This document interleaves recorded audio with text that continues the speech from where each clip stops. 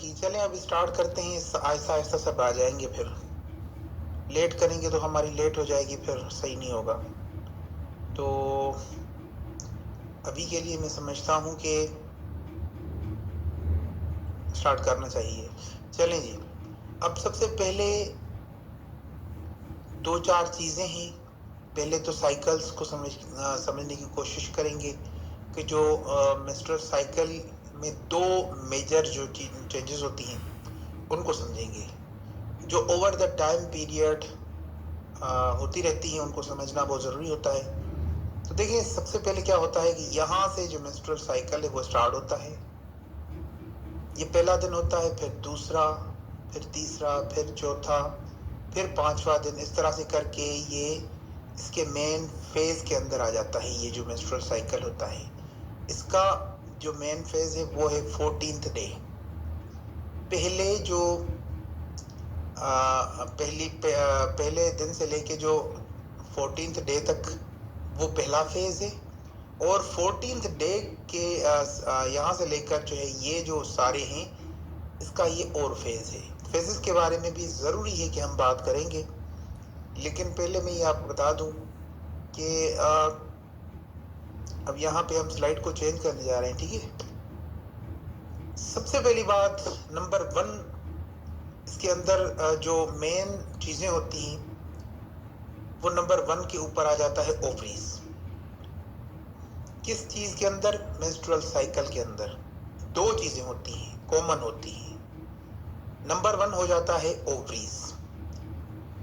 यहाँ पे मैं आपको बताता चलूं और डायरेक्शन के हिसाब से, नंबर 1 के ऊपर हो जाती है ओवरीज। नंबर 2 के ऊपर हो जाता है जी हमारा यूट्रस। ये दो चीजें जो हो जाती हैं वो बहुत कॉमन होती हैं। दो अलग अलग साइकिल बेसिकली इसके अंदर चल रहे होते हैं। एक ओवरीज का साइकिल होता है, चल रहा होता है, और दूसरा जो साइकिल होता है वो होता है यूट्रस का साइकिल।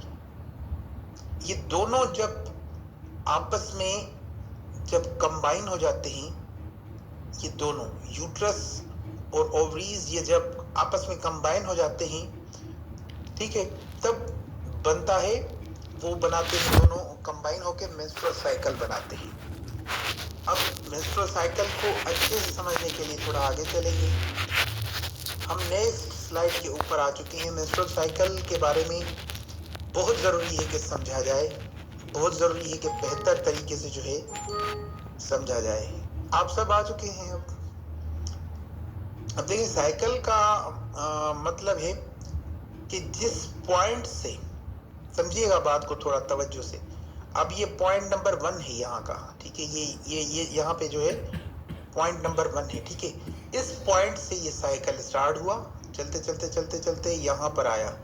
ये इसका जो है सेकंड पॉइंट है, ठीक है। कि जिस पॉइंट से स्टार्ट हुए, अब ये दूसरा पॉइंट, और फिर वापस आके उसी पॉइंट पे ये रुके, यहाँ पे रुके, ठीक है, यहाँ पे रुके। अब ये क्या हुआ? ये इसका दूसरा पॉइंट है, तीसरा पॉइंट है। यानी कि जिस पॉइंट से ये स्टार्ट हुए वहां पे ही ये इस तरह से राउंड लगा के फिर वहीं पे आए,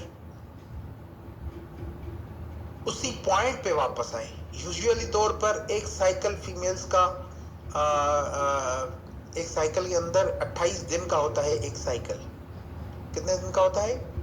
28 डेज का एक साइकिल होता है। शायद मैंने एक बार आपको बताया है कि साइकिल 28 डेज का होता है, ठीक है। लेकिन ये वेरी करता है 22 डेज से लेकर, 22 डेज से लेकर, यहाँ पे मैं लिखता जा रहा हूँ, आप समझिएगा बात को, 22 डेज से लेकर, ठीक है, 35 डेज तक। कहाँ तक? 35 डेज तक। तो ये 35 डेज तक जो है ये साइकिल रहता है। लेकिन मैंने जैसे आपको बताया कि ये वेरी करता है कि 22 डेज से लेकर फिर ये 35 दिन तक जो है चलता है। बहुत जरूरी है ये समझना कि ये दो फेजेस कौन से होते हैं।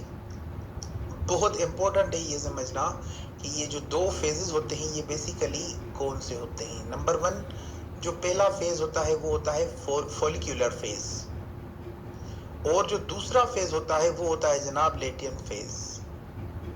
ये दो फेजेस जो होते हैं ये पूरे साइकिल को जो है रिप्रेजेंट कर रहे होते हैं कि ये पहला फेज है, फिर ये दूसरा फेज है। ये दोनों जो है फेजेस ये जो है डिफाइन कर रहे होते हैं कि इसके पूरे साइकिल के अंदर ये दो फेजेस काम करते हैं। पहला फॉलिक्यूलर फेज, दूसरा लेटियन फेज। ये दो फेजेस हैं। अब थोड़ा मेरी बात के ऊपर गौर करिएगा कि पहला जो फेज है यहाँ पे अगर यहाँ से ये स्टार्ट होता है तो ये पहला फेज है, या कह लें कि यहाँ से ये स्टार्ट होता है,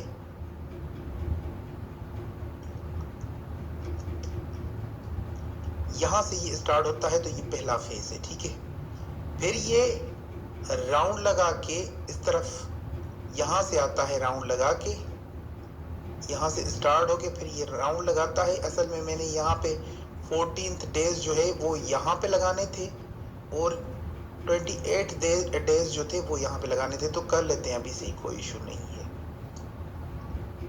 ठीक है। ये समझिएगा कि ये पहला फेज है हमारा। एक्चुअली यहाँ से स्टार्ट होता है लेकिन यहाँ पे कर लेते हैं, ठीक है। ये है पहला फेज। अब इसने क्या किया, ये साइकिल यहाँ से स्टार्ट हुआ, यहाँ से स्टार्ट हुआ, इस तरह से आया, फिर ये इसका मेन फेज जो है वो स्टार्ट हो गया। कौन सा? ये मेन इसका फॉलिक्यूलर फेज था। अब जो है मेन इसका जो लेटियन फेज है वो यहाँ से स्टार्ट हो रहा है। 14th डेज के बाद ये इसका ये दूसरा फेज स्टार्ट हो रहा है। फिर यहाँ पे आके ये साइकिल वहीं पे आकर पहुंचा कि ये 28 जो है डेज बन गए। तो इसी तरह से ये पूरा जो साइकिल है वो दो फेजेस के अंदर आ जाता है। जैसे मैंने आपको बताया कि पहला जो फेज होता है वो फॉलिक्यूलर फेज होता है, दूसरा जो होता है वो लेटियन फेज होता है। तो दो फेजेस के अंदर ये पूरा जो साइकिल है 28 डेज का जो ये साइकिल है वो चल रहा होता है।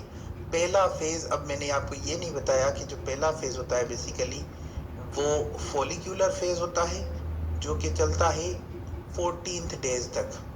अब 14 डेज तक जो पहला जो चल रहा होता है साइकिल, उसको हम क्या बोलते हैं? फॉलिक्यूलर। यहाँ से आप ये स्क्रीनशॉट लेके रखें।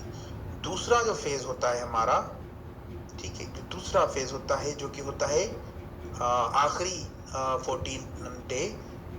सो वो 14th डे से लेकर चलता है जी 28 डेज तक, ठीक है। उस फेज को हम कहते हैं जी लेटियन फेज, ठीक है। तो ये दो फेजेस होते हैं, दो साइकिल, एक साइकिल जो है दो फेजेस के अंदर होता है, ठीक है। थोड़ा आगे बढ़ेंगे और बहुत इंपॉर्टेंट बात जो कि मैं आपको बताने वाला हूँ, समझिएगा बात को। ओवरीज फैलोपियन ट्यूब्स के साथ कनेक्ट नहीं होती, ये कन्फर्म बात है कि देखें, अब समझिएगा, यहां से इस तरह लग रहा है कि ये ओवरी है, ये फैलोपियन ट्यूब्स हैं और ये आपस में कनेक्ट हैं, लेकिन बिल्कुल ऐसा नहीं है। मैं आपको इसकी वजाहत भी बताने जा रहा हूँ, बहुत अच्छे तरीके से समझाने की कोशिश करूंगा। ये भी जो है ओवरी है और ये फैलोपियन ट्यूब्स है, लेकिन ऐसा लग रहा है कि ये आपस में जो है कंबाइन है। यहाँ पे भी ऐसा ही लग रहा है कि ये आपस में एक है, लेकिन ऐसा नहीं है। ओवरीज फैलोपियन ट्यूब्स के साथ कनेक्टेड नहीं होती। फैलोपियन ट्यूब्स के एंड पर, कहाँ पर? फैलोपियन ट्यूब्स के एंड पर फिंगर लाइक प्रोजेक्शंस जो आपको ये दिखाई दे रही हैं, ये इनको हम कहते हैं फिंगर लाइक प्रोजेक्शंस। ये वाली, ये वाली, ये वाली, ये। अब ये कितनी होती है? ये देखें, 1 2 3 4 5 6, ठीक है। ये 7 भी हो सकती हैं, 8 भी हो सकती हैं, 6 भी हो सकती हैं, 5 भी हो सकती हैं। तो ये इनको क्या बोलते हैं? ये लिखिए आप, इनको बोलते हैं फिंगर लाइक प्रोजेक्शन। मैं यहाँ पे लिख रहा हूं, आप भी लिखिए, फिंगर लाइक प्रोजेक्शन। इनको क्या बोलते हैं? Finger like projections. इनको बोलते हैं फिंगर लाइक प्रोजेक्शन, ठीक है। तो ये कनेक्ट तो नहीं होती, लेकिन इनकी एनाटॉमी क्या है ये समझिए थोड़ा।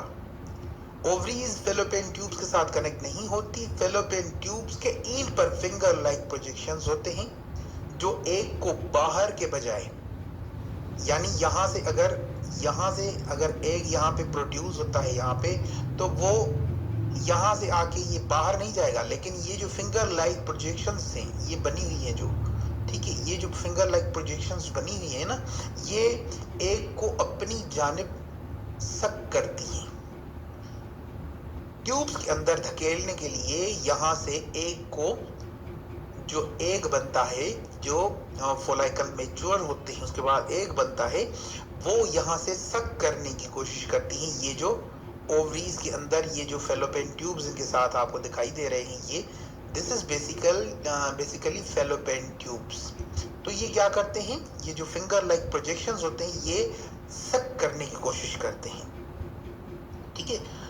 अब मैं आपको बताने की ये कोशिश कर रहा हूं, जो एग को बाहर के बजाय फेलोपियन ट्यूब्स में रिलीज कराती हैं, इनको बोला जाता है फिंगर लाइक प्रोजेक्शंस।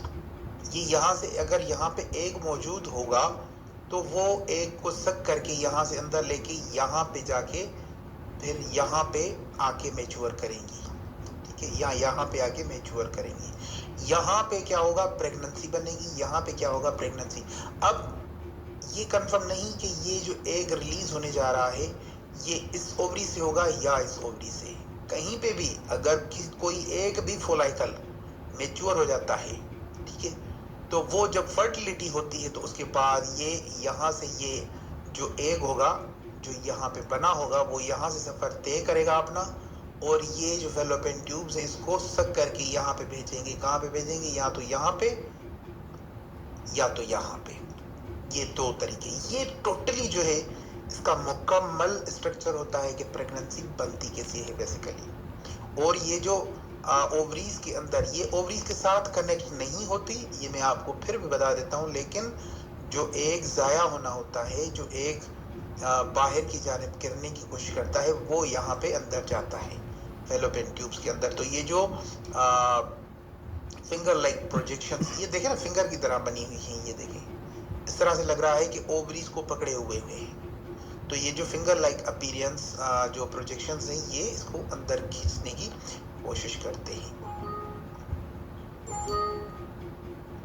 चलें जी, आगे बढ़ते हैं अब थोड़ा। अब यहाँ पे मैं आपको बहुत ज़रूरी चीज़ बताने जा रहा हूँ। क्या होता है मेंस्ट्रुअल साइकिल के अंदर, जब एंडोमेट्रियम का बड़ा एक रोल होता है, किसका, एंडोमेट्रियम का। मेंस्ट्रुअल साइकिल के अंदर जो एंडोमेट्रियम है उसका बहुत बड़ा रोल है। दिस इज बेसिकली एंडोमेट्रियम, और ये है एंडोमेट्रियम। इसका बहुत बड़ा रोल है। क्या रोल है ये मैं आपको बताता हूँ। एंडोमेट्रियम के जो है दो लेयर्स होती हैं। कितनी होती हैं, एंडोमेट्रियम की दो लेयर्स होती हैं। कितनी होती हैं, दो लेयर्स होती हैं। एक होती है बेजल लेयर। अब यहाँ पे मैं लिख रहा हूँ, आप भी लिखने की कोशिश करें, कि बहुत ज़रूरी है कि हम इन लेयर्स के बारे में भी हमें पता हो। एक होती है बेजल लेयर, चलिए मैं एबीसी को जो है वो कर लेता हूँ। एक होती है बेजल लेयर, दूसरी कौन सी होती है, और उसके ऊपर छोटी छोटी जो है, बेजल लेयर के ऊपर जो है छोटी छोटी फंक्शनल लेयर्स होती हैं। दूसरी जो होती हैं वो होती हैं फंक्शनल लेयर,